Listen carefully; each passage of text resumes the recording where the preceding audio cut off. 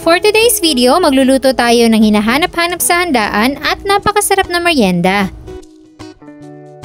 Ito ang pansit malabon at pwedeng-pwede rin pang negosyo.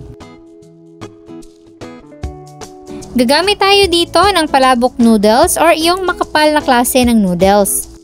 Ibababad natin to sa tubig overnight, mas matagal, mas maganda. Kailangan dito ay yung malambot na yung noodles bago natin siya lutuin.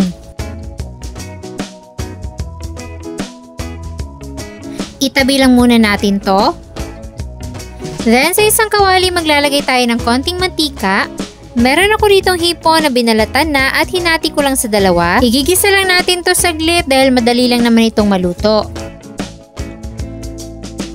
After 1 minute ay pwede nang hanguin. At sa parehong kawali igigisa natin yung ating sibuyas.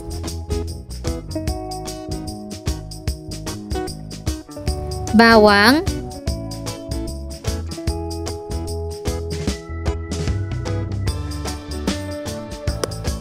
at yung ating ground pork. Nasa 1/4 kilo lang yung ginamit ko.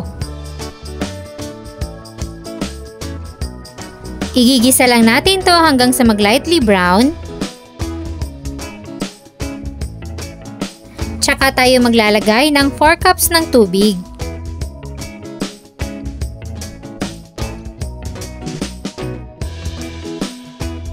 Isang shrimp cube, takpan at hayaan lang muna itong kumulo.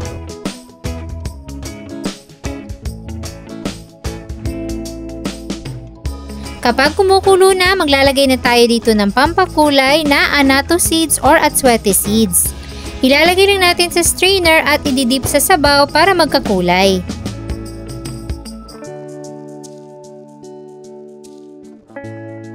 Pag na-achieve nyo na yung gusto nyong kulay, pwede na tayo mag-adjust ng timpla.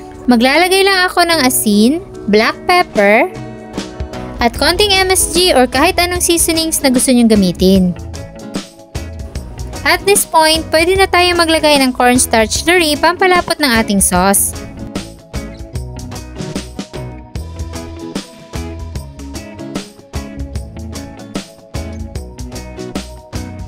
Kung gusto nyo pa ng mas malapot, pwede nyo pang dagdagan ng more slurry. Then, maglalagay din ako dyan ng mga dinurog na chicharon.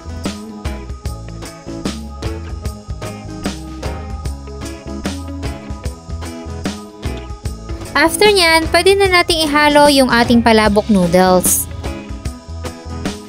Sa mga magtataka dyan kung bakit napakarami naman ng sauce, hahayaan natin niyang i-absorb ng noodles para maging malasang-malasa talaga siya.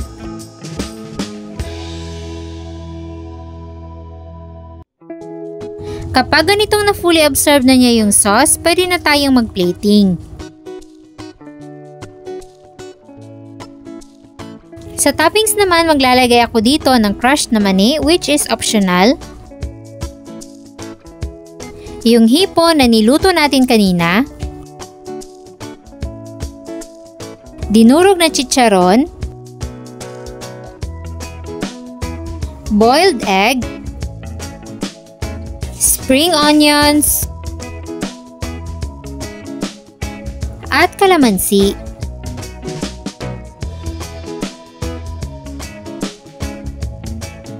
Ayan, at ready na ang ating napakasarap na pansit malabon.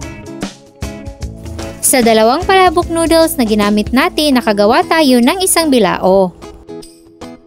Malasang-malasa ang noodles at overloaded sa toppings. Kaya sa mga gustong magluto nito, ilalagay ko na dyan sa baba ang kompletong listahan ng mga ingredients. Sana'y nagustuhan nyo ang ating pansit malabon recipe for today. Enjoy!